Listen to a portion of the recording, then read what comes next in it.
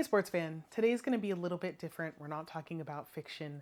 We are talking about, I guess, self help. You may or may not know that as of today, I am in the middle of my 15th week of pregnancy with my second child.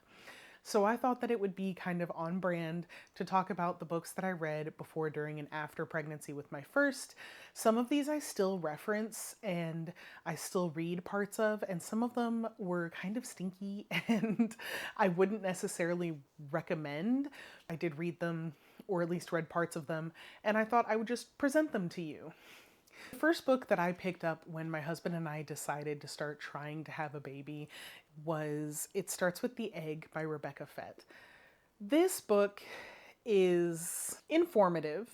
I don't think it's bad, but I think that if you are the type of person who has any amount of like medical anxiety, or maybe studies and numbers stress you out, this is not going to be the right book for you. When my husband and I decided to start a family, I was doing a lot of internet research and a lot of Googling about, you know, advanced maternal age pregnancy. I didn't want to wait for 5 years trying to get pregnant. I didn't want to accidentally miss a piece of information about becoming pregnant. And I did the thing that a lot of people with anxiety do, and I picked up a book. I was doing a lot of like research online, and I decided, let me just get a book and I'll just read that book. So I picked up It Starts with the Egg. This one is pretty highly recommended.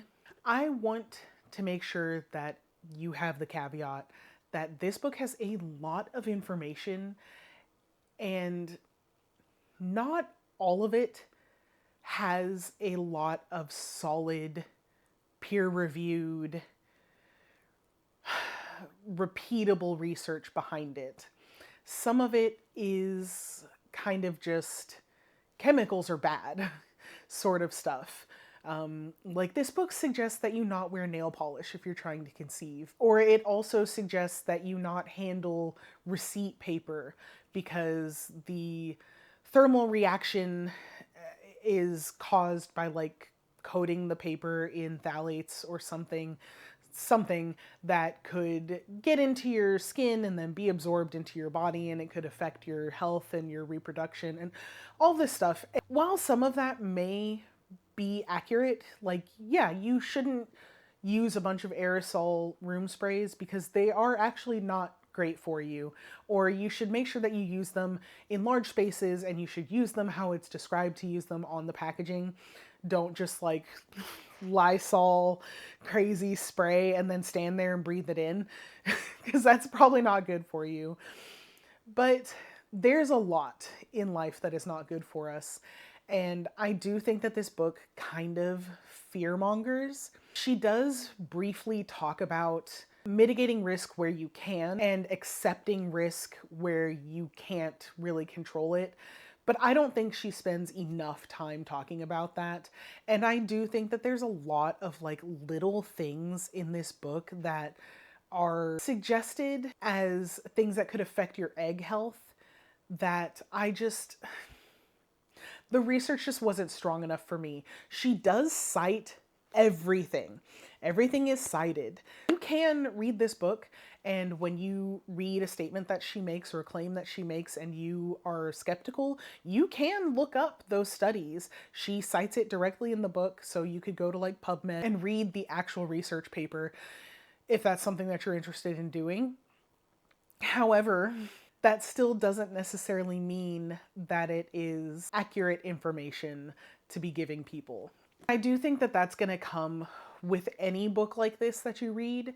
So if you're curious and you want to learn a lot, and I mean a lot, about how reproduction actually works and how the female body works, very in depth, this might be for you. I think that this is a good resource for information, but I would not rely heavily on it.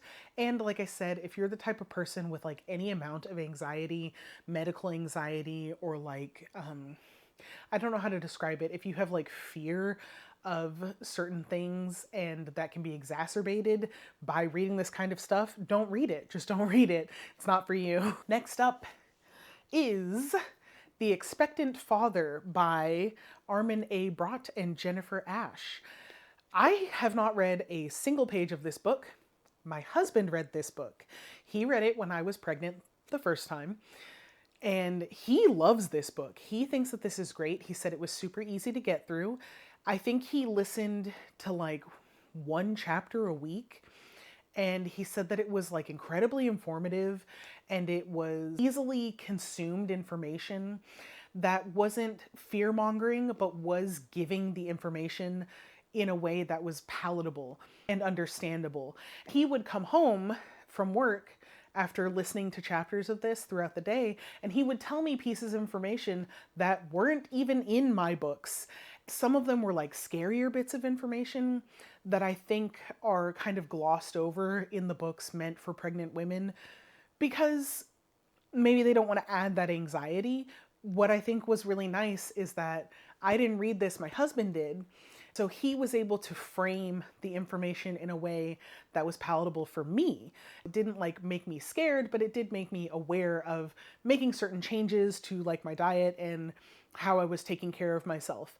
So this is a recommendation from my husband to any expecting fathers out there.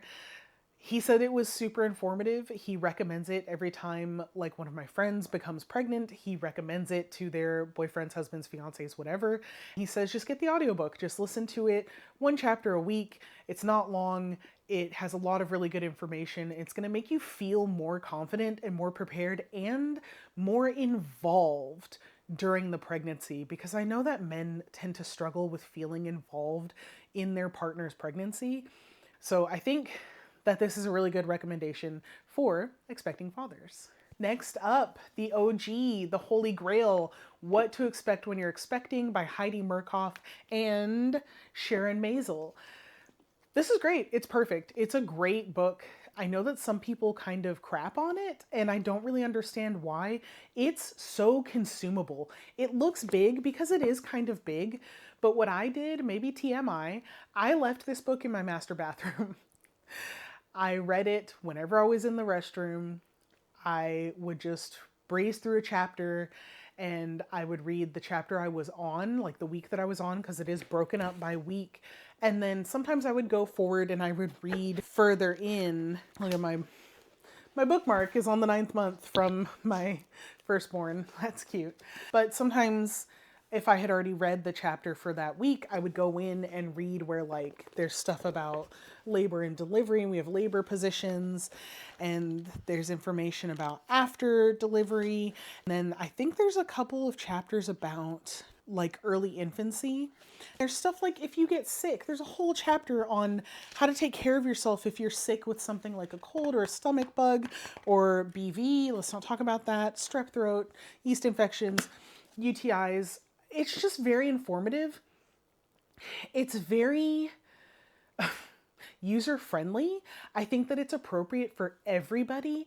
If you don't read a lot, if you're not well-versed in like biology or science, if you don't like the numbers and the statistics and the research, there's not a lot of that in here. It's really broken down in a way that's easy to consume.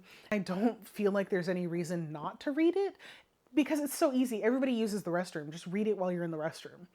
I really enjoyed this as a resource, and it was fun to read every week and to read about like your baby's development. I did pick up, all of these are used or gifts. I did not buy any of these new. So I do have an older version, but I know that they put out like a new edition of this every couple of years with updated information. So just, I mean, if you're expecting and you don't know where to start with information, just pick this up. It's great. It's a good resource. Next up is Spiritual Midwifery by Ina May Gaskin. This one is very similar to What to Expect, but from a much crunchier perspective. I didn't read a ton of this because I had already read What to Expect, and I felt like going into this it was a lot of similar information, but I do think that if you're looking for a more holistic approach to pregnancy and childbirth, this is a really good resource. It has a lot of information and it has chapters on things like breastfeeding and how to increase your supply and how to take kind of a less scientific, more holistic, more spiritual approach to things. It also discusses like midwifery and home birth as opposed to a traditional hospital birth. And one of the things that I did like about this a lot is that there are a lot of diagrams and visual examples because crunchy people are not shy about their bodies. It wasn't as like cold and clinical as like a textbook, like a biology textbook.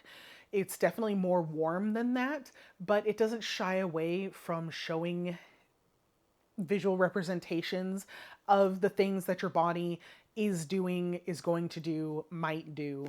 So I really appreciated that. I know that some people get very squeamish. I was originally in school for medical science, so it doesn't make me squeamish. It doesn't freak me out, but I know that some people don't like that. So like be warned if you pick this up, there is a lot of diagrams, not pictures of people, but drawings and diagrams of like your body and the things that your body is going to do. This, I think, is another really good resource, especially if you're looking for something, like I said, a little bit warmer, a little less clinical, a little more spiritual, a little more crunchy. This is a good one. Next up, I read Bringing Up Bebe by Pamela Druckerman. I treated this one kind of how I treated What to Expect When You're Expecting, and I just left this in the bathroom. It's fine. There's a lot of really interesting information and like comparisons between European child rearing and American child rearing. There are definitely a lot of things that I took from this and that I have attempted to implement with my own toddler. I do think that it makes a difference in how I react to her. I'm not sure if it makes a difference in her behavior because, have mercy, she's under 2. She's 21 months old. She's going to act like a 21-month-old toddler. I do think that having some of the information from this helps me navigate her toddlerhood a little bit better and maybe set her up or set us up for more success in the future. So I do think that there's a lot of good information and really interesting comparisons and contrasts of child rearing in this book. But it's not necessarily a recommendation because a lot of it is really bloated with the author's personal experience. I found myself getting really bored reading about some lady moving to France and living in France. It just felt like that wasn't necessarily what I had signed up to read. I really wanted those comparisons of child rearing and parenthood and the expectations of your children. One of the first chapters in this book is about sleep and sleep health. And I don't know how accurate the things that she's claiming are in this book, but she says that it is the expectation in France that your children sleep through the night very early. As soon as they don't need to eat at night, they are expected to sleep through the night. And you as a parent should be facilitating that. You should be creating the appropriate environment for your child to sleep through the night. I thought that was really interesting because I had never heard anybody say that. I had never heard someone say that your infant, as soon as they don't need a midnight feeding, they should be sleeping through the night. I know it does depend child to child. I have had more than one person comment on the fact that my child is and has been a good sleeper. I can't take complete credit for that because children are all different and they all respond differently and every parent is different. But I do think that my husband and I facilitated an environment where she was able to sleep very well and to develop good sleep habits. I've had more than one person who is kind of shocked when they see us lay her down for bed and they're like, "Is that it?" And I'm like, "Yeah, that's it. That's all we do." Anyway, all of that to say, I felt a little bit inspired by that chapter on sleep in this book. There is some good, interesting information, useful information in this book. I don't necessarily think that it's all information that you need to implement, and I don't think that it's all better than what Americans are doing. I think it's just interesting to compare, take notes, and pick the things that sound good for you and implement them into your life. However, like I said, this book really veers off. It's very bloated with her personal experiences and her personal opinions. Like, there's long, kind of convoluted sections where she's talking about her marriage and like moving to France, where she wasn't talking about child rearing anymore. She was talking about herself. And I just didn't, that wasn't what I was here for, you know? So I would say if you see this somewhere at Half Price Books, maybe for like $3, I would say pick it up and at least give it a chance. But I would not spend full price for this book. I think that a lot of the information that's in it you could probably find online. Next up, The Secondary OG, What to Expect in the First Year by Heidi Murkoff and Sharon Maisel. This one's good. I found that I didn't read that much of this one. I didn't find myself needing to reference it that much. I think that maybe I should have read it before my child was born instead of waiting until after she was here, because by the time my baby was here, I was not in a state of mind to be reading a fat, informational, how to take care of your child kind of book. I did read some parts, and I do think that's where What to Expect really shines, in that you can just open it up and Coping with Crying, Prescription for Colic. Like, you can just open it up and sort of find, how do you talk to a baby? You can just find quick pieces of information that are going to be useful.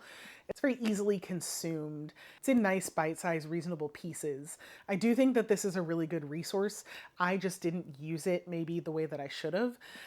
I would say if you're expecting your first, especially, pick it up and I would read it in tandem with the other What to Expect. So What to Expect While You're Expecting and What to Expect in the First Year. I would treat these the same exact way and just leave them in your bathroom. I know it sounds weird, but what are you going to do? You're going to stare at your phone, or you're going to read the air freshener can? Just read this book instead. Because they are such bite-sized pieces of information that you can read like the 3 paragraphs while you're in the restroom. I don't feel like you wasted any time. You just pick it up, read real quick, put it back down, and go on with your day. Next up is How to Talk So Kids Will Listen and Listen So Kids Will Talk. This is by Adele Faber and Elaine Maislish. This wasn't great. It kind of felt like the authors were spending a lot of time like patting themselves on the back with this one. The scenarios that they create in this book feel very scripted. They don't feel like organic interactions with children. I would say take this with many, many grains of salt.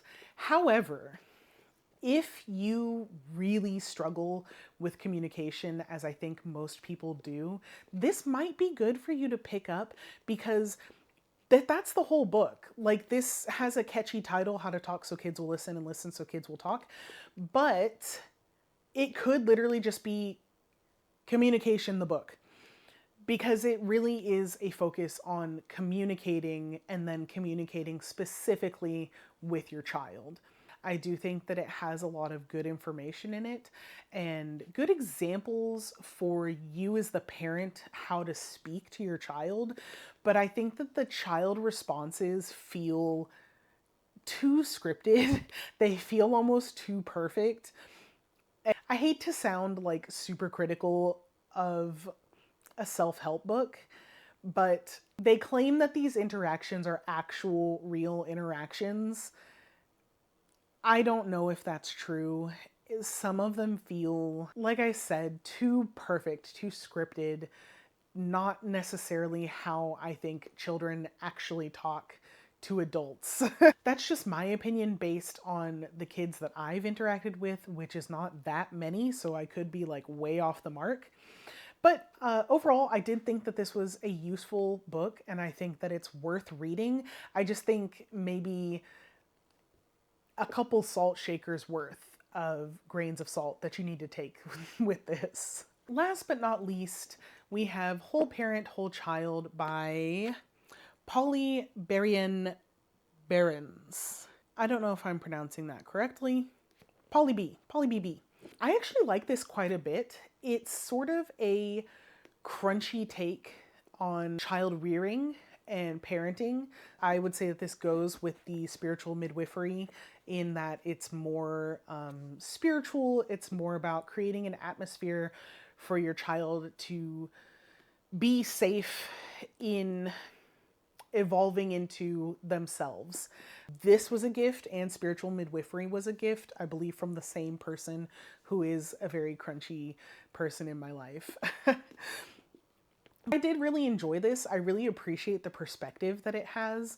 It doesn't just focus on helping your child be like a whole rounded human child who is confident in themselves and is perceptive, but it also helps with you as a parent being more confident in yourself and more kind and considerate and receptive to what your child is trying to tell you and what they're trying to show you. It takes kind of a combination of a spiritual and psychological approach to childhood and child rearing, which I really appreciated. This also addresses things like anger in your children, which I think is important because everyone has a different personality and everybody responds to things differently. Anger in children seems like such a overwhelming and kind of like daunting Olympian thing to deal with, and it sort of is because they are children. They don't know how to regulate the way that adults do. So dealing with anger in an adult is very different than dealing with anger in a child. So I do appreciate that this book spends time on that. I think, again, this is a really good one for a more holistic spiritual approach to child rearing and parenting. I think that it's a really good resource, and I would recommend this one. All right, sports fan, those were all of the books that I read when I was pregnant with my first. I have gone back and I've read bits and pieces and sort of like refreshed myself and read things that I skipped last time now in this second pregnancy. Like I said, some of them I don't necessarily recommend, but I don't think that they are like worthless either. If you're interested in any of these, I would say just look them up. See if you can find them at a Half Price Books or your local used bookstore. If you have a local used bookstore, I know that they're kind of like few and far between these days. And if you have any recommendations for great pregnancy, parenting, child rearing books that I should check out, then drop them down in the comments because I only get a handful of comments, so I read them all. Anyway, thanks for sticking around and thanks for hanging out.